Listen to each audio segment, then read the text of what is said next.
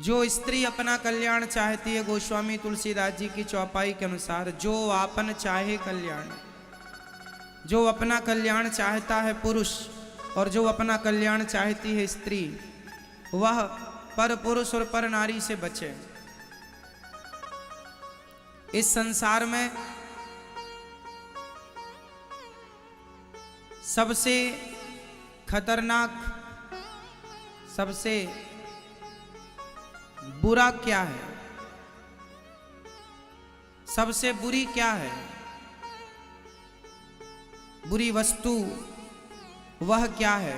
तो शास्त्र कहते हैं पर स्त्री और पर पुरुष दोनों ही सबसे बुरे हैं। पर स्त्री सबसे बुरी है, पर पुरुष सबसे बुरा है। पर नारी पैनी छुरी, तीन तरफ से खाए, धन हरे, यौवन हरे और घोर नरक ले जाए। इसलिए वह व्यक्ति अच्छा है जो पराई स्त्री और पराई पुरुष से बचा है। इसलिए आपको भी इस बात का ध्यान रखना चाहिए कि हम किसी पराई स्त्री के चक्कर में बिल्कुल ना पड़ें, किसी पराई पुरुष, किसी पराई पुरुष के चक्कर में ना उलझें, क्योंकि जीवन भर आदमी नाम इज्जत कमाता है और एक जरा सी गलती में वो नाम इज्जत मिट्टी में मिल जाता है। इसलिए स्वाभिमानी जीवन क्या है? स्वाभिमान से जीना है और स्वाभिमान से मरना है। स्वाभिमानी बनो। मर जाना अच्छा है पर अपने चरित्र पर, अन्य गलतियां तो देखो माफ हैं। हमसे कोई गलती हो जाए, कहने में त्रुटि हो जाए, हमने कुछ कहने में त्रुटि कर दी तो वो गलती माफ है, आप माफ कर देंगे, परंतु चरित्र की गलती किसी की माफ नहीं होती। इसलिए आप सबको अपना चरित्र मजबूत रखना चाहिए। मर जाना अच्छा है पर चरित्रहीन होकर समाज में जिंदा रहना अच्छा नहीं है, ऐसी मेरी मान्यता है। चरित्रवान बनो। सबसे बड़ी संपत्ति है चरित्र। रामचरित्र सुनवे को रसिया, राम लखन सीता मन बसिया। राम के चरित्र की ही पूजा होती है। आजकल छोटे छोटे बच्चों को माँ बाप शायद ना समझा पाए, ना सिखा पाए। आजकल लड़की लड़के स्कूल कॉलेज के बहाने ये माँ बाप से दूर हो जाते हैं, अपना अलग रहते हैं, अलग पढ़ते हैं और वहाँ इन्हें किसी से प्यार हो जाता है, प्यार होता है और ये दुष्कर्म कर लेते हैं और अंत में फिर किसी और पुरुष से उसका विवाह हो जाता है।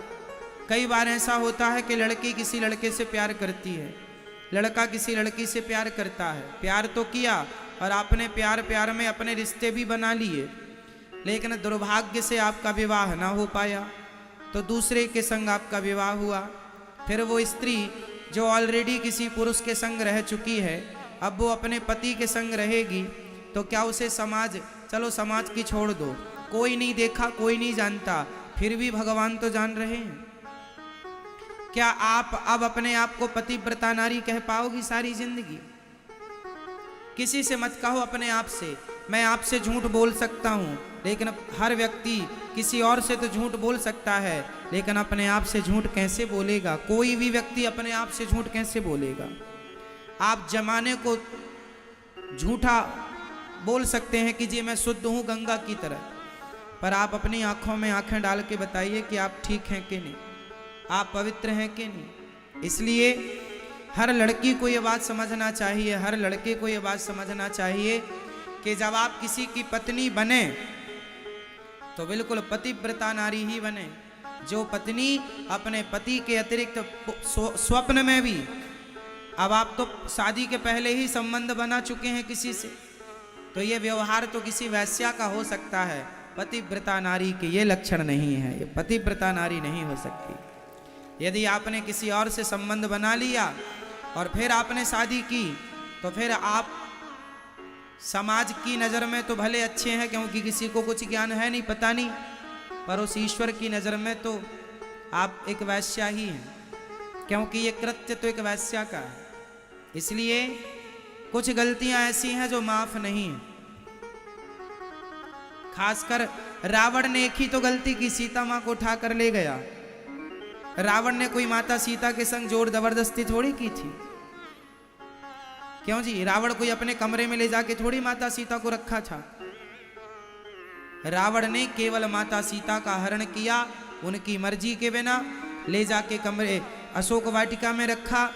केवल नारी का, पराई स्त्री का गलत भावना से कोई पुरुष स्पर्श भी कर ले तो उस स्पर्श मात्र से भी उसका सर्वनाश हो जाएगा। यह रावण उदाहरण है इस बात का। पता नहीं लोग क्यों नहीं समझते, क्यों नहीं आप अपने बच्चों को ये शिक्षा देते कि वह चरित्रवान बने। आप अपने बच्चों को चरित्र की शिक्षा जरूर दीजिएगा। हर लड़की का चरित्र मजबूत हो, हर लड़के का चरित्र। पढ़ाई लिखाई करना बुरा नहीं है, पढ़ो, मन लगा के पढ़ो, पर पढ़ाई के नाम पर आप अपना चरित्र बिगाड़ लें, ये कौन सी समझदारी है? कितनी लड़कियां ऐसी हैं, एक लड़का लड़की मेरे पास आए, बोले महाराज जी हम दोनों प्यार करते हैं, शादी करना चाहते हैं। हमने कहा कर लो। बोले हमारी माँ तैयार नहीं है, लड़के ने बोला। मैंने कहा जब माँ तैयार नहीं है तो मत करो शादी, जहाँ माँ बाप कहें वहाँ कर लेना। नहीं महाराज मैं इस लड़की से बहुत प्यार करता हूँ। तो मैंने कहा फिर माँ बाप तैयार नहीं है तो फिर क्या करोगे? लड़के ने कहा मैं इस लड़की के संग तो शादी करूँगा, माँ बाप भले तैयार ना हो, मैं माँ बाप को छोड़ दूंगा। मैंने उस लड़की की तरफ देखा और मैंने कहा बहन देख रही है, जिस माँ बाप ने इसे पाल पोस कर बड़ा किया, जिस माँ ने इसका मलमूत्र धोया है, 9 महीने पेट में रखा है, ये अपनी माँ का सगा ना हो सका जिसने इसे जन्म दिया है, ये तेरा सगा क्या होगा? इसके चक्कर में ना पड़। जो अपने माँ बाप का ना हो सका वो तेरा क्या होगा? लड़कियों को लगता है अरे इसने तो हमारे लिए माँ बाप छोड़ दिए। नहीं, उसने इसलिए छोड़ दिया क्योंकि वो नालायक है, क्योंकि वो जानता नहीं कि माँ का बलिदान कितना श्रेष्ठ होता है बच्चे के लिए। ये लड़की 4 साल से तुम्हें मिली है, 4 साल के प्यार के लिए माँ का 20 साल 25 साल का प्यार छोड़ दिया।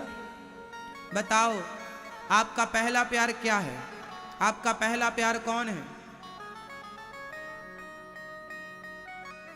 आपका सबसे मेरा सवाल बताइए, आप सबका पहला प्यार कौन था? बोलो। आपने पहली बार किससे प्यार किया था? चाहे लड़की हो चाहे लड़का हो, पहली बार वो अपनी माँ से ही प्यार करता है। क्यों, ये बात सही है? बोलो हाँ। हर बच्चे का, बच्चे में बच्चियां भी आ गई, बेटियां बेटा सब आ गए, हर बच्चे का पहला प्यार माँ होती है। और लोग कहते हैं पहला प्यार भुलाया नहीं जाता, तो कहाँ गए वो लोग जो अपने पहले प्यार को भुला करके किसी लड़की और लड़के के संग भाग गए और अपनी माँ को सदा के लिए छोड़ दिया? तो ये पहले प्यार को ही तो भूल गए। माँ ही पहला प्यार होता है हर बच्चे का, इसलिए अपनी माँ का कभी दिल नहीं दुखाना चाहिए, अपनी माँ का सदा आदर करना चाहिए, सम्मान करना चाहिए। जहाँ माँ बाप कहें कोई लड़का पसंद है आपको, कोई लड़की पसंद है, बता दो। माँ बाप को लगेगा कि योग्य है तो शादी कराएंगे। आपके योग्य नहीं है, आप बेटा वर्तमान की जानते हो, भविष्य बड़ा होता है। शादी, आप तो केवल शादी करना चाहते हो, प्यार करते हैं शादी, केवल शादी ही सब कुछ नहीं होता। शादी के बाद आने वाली जो आपकी संतान है वह कैसी हो, समाज कल को आपको बच्चे, कल आपके बच्चे जब समाज में जाएंगे तो उन्हें क्या सम्मान मिलेगा? अरे इसकी माँ तो भाग के आई थी। आपके बच्चों को भी ताना सुनना पड़ेगा, तेरी माँ तो भाग के आई थी, भाग के तेरी माँ ने शादी की थी, तेरे पापा तो भाग के शादी किए थे, माँ कोई और है पिता कोई और है, ये तो वर्ण संकरी है। समाज में सम्मान नहीं मिलता ऐसे लोगों को, इसलिए आप श्रेष्ठ बने।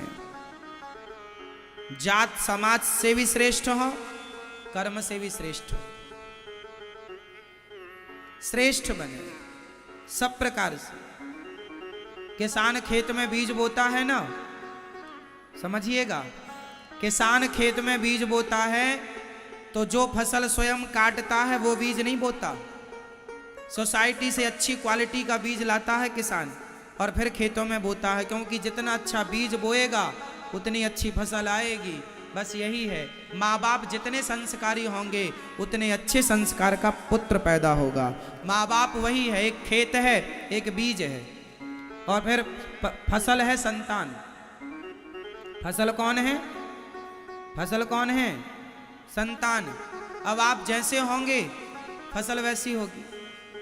कई बच्चे बिगड़ जाते हैं, क्यों बिगड़ गए? क्योंकि कहीं ना कहीं गलती माँ बाप की है। बच्चों के बिगड़ने में गलती किसकी? आप लोग तो एक ही गाना गाती हो, महाराज हमारा बेटा सुनता नहीं है। यदि आपका बेटा नहीं सुनता तो आप असफल माँ बाप हो। आपका बेटा आपके कहने पर नहीं चलता सही रास्ते पर तो आप असफल माँ बाप हो। अरे एक मदारी भी बंदर को वश में कर लेता है, बोलो हाँ या ना? एक मदारी भी बंदर को वश में कर लेता है। सर्कस का मालिक शेर को वश में कर लेता है, हाथी को वश में कर लेता है। जब हाथी, शेर और बंदर को वश में किया जा सकता है तो तुम कैसे माँ बाप हो अपने बच्चों को अपने वश में ना कर पाए? इसका मतलब आप असफल माँ बाप हैं। यदि आप ये कहते हैं कि महाराज मेरा बेटा मेरी नहीं सुनता, तो ये आपकी कोई उपलब्धि नहीं है। आपको ये आपकी हार है, नाकामी है, आपकी अज्ञानता है।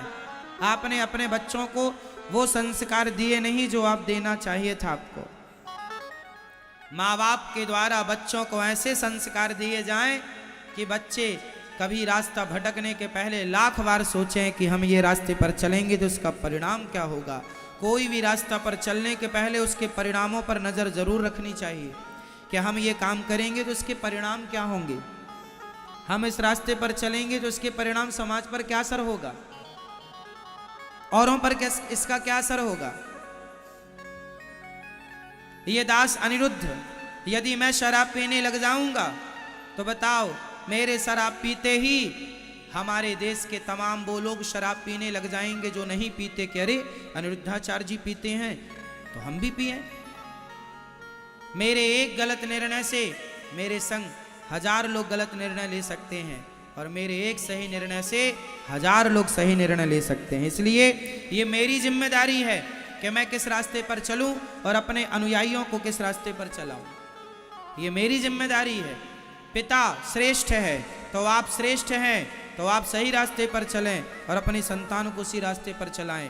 राजा श्रेष्ठ होगा और राजा श्रेष्ठ रास्ते पर चलेगा तो प्रजा भी उसी रास्ते पर चलेगी, और राजा गलत गया तो प्रजा भी गलत जाएगी। इसलिए बड़ों का धर्म है कि वो सही रास्ते पर चले। अब बड़े बड़े लोग जुआ खेलते हैं, बड़े बड़े लोग शराब पीते हैं, तो बच्चों का क्या दोष है? बोलो। इसलिए आप शराब पिएंगे तो आप अपने बच्चों को कैसे, किस मुंह से कहेंगे कि बेटा तुम शराब ना पीना? मैं आज आपको कह सकता हूं कि आप लोग शराब ना पिया करो। क्यों? क्योंकि मैंने आज तक शराब का स्पर्श नहीं किया, इसलिए कह रहा हूं। आप खुद शराब पीते हो, बाप शराब पीता हो और बेटे से कहे बेटा शराब ना पीना, तो क्या बेटे की बात, बाप की बात बेटा सुनेगा? बेटा तुरंत पलट के जवाब देगा पहले तुम तो सुधर जाओ। समाज को सही रास्ता वही दिखा सकता है जो खुद सही रास्ते पर चलता हो। जो खुद गलत रास्ते पर है वो समाज का सच्चा मार्गदर्शक नहीं हो सकता। इसलिए मार्गदर्शक की परम जिम्मेदारी है कि आप सही रास्ते पर चलें, और घर का मार्गदर्शक होता है पिता और माता। बच्चों का मार्गदर्शक कौन होता है? जोर से, जोर से, माता पिता। तो माता पिता जिस रास्ते पर चलेंगे संतान उसी रास्ते पर चलेगी। इसलिए आप शराब पीने के पहले 1000 बार सोचिएगा कि आपके शराब पीने का आपके बच्चों पर क्या प्रभाव पड़ता है, क्या पड़ेगा। आप मांस खाने के पहले 1000 बार सोचिएगा कि आपके मांस खाने के दुष्परिणाम क्या होंगे आपके बच्चों पर। क्या ये मांस खाना, शराब पीना क्या ये सही है? क्या झूठ बोलना, निंदा करना, चुगली करना, ठगना, लोगों को लूटना, क्या ये सही है? ये निर्णय आपको करने हैं। और यही रास्ते जो आप आज अपना रहे हैं, हो ना हो कल इसी रास्ते पर आपकी संतान चलेगी। 100 में से 90% बच्चे अपने माँ बाप के रास्ते पर ही चलते हैं, सिर्फ 10% बच्चे रास्ता चेंज करते हैं। आप इस बात को मानते हैं कि नहीं? बोलो हाँ या ना, जोर से। लगभग डॉक्टर का बेटा डॉक्टर, एडवोकेट का बेटा एडवोकेट, जज अपने बेटे को जज ही बनाना चाहेगा। मतलब हर फील्ड का आदमी श्रेष्ठ बनकर के अपने बच्चे को भी, संतान को भी वही बनाना चाहता है। 90% सफल भी हैं, ओनली 10% अलग ट्रैक पकड़ लेते, अलग रास्ता। तो पहले आप श्रेष्ठ बनो, फिर उसी श्रेष्ठ रास्ते पर अपने बच्चों को चलाओ। यही एक माँ बाप की उपलब्धि है। श्रेष्ठ माँ बाप वो नहीं है जो बच्चों को पैदा करके छोड़ दें, जाओ बेटा मुंह मारो कहीं भी। ये तो सुअरों का काम है। सुअर अपनी औलाद पैदा करके, बच्चे पैदा करके छोड़ देता है, जाओ जहां जिस नाली में मन करे वहां जाके कूदो। एक पिता का धर्म क्या है? बच्चे पैदा करके छोड़ देना, बेटियों को पैदा करके छोड़ देना, जाओ कहीं भी मुंह मारो ना। माँ बाप का धर्म है कि आप अपने बच्चों को श्रेष्ठतम पुत्र बनाएं, श्रेष्ठ संस्कार दें। इस आप घर में क्या खाते हैं? अच्छे से अच्छा खाने की कोशिश करते हैं? बोलो हाँ।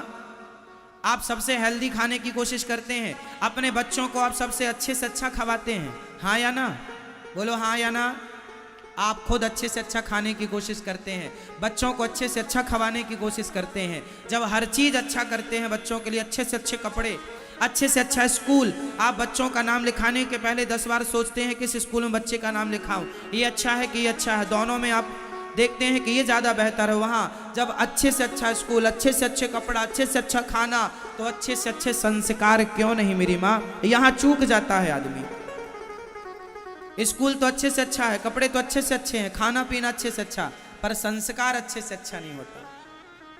यहाँ मार खा जाता है, मार खा जाते हैं माँ बाप। इसलिए आपको सफल माँ बाप बनना है, और सफल माँ बाप वही है जिनके बच्चे चरित्रवान हैं। आपका बच्चा भले एक क्लास कम पढ़ा हो, भले एक डिग्री कम हो, पर चरित्रवान है तो आपका बच्चा ही श्रेष्ठ है।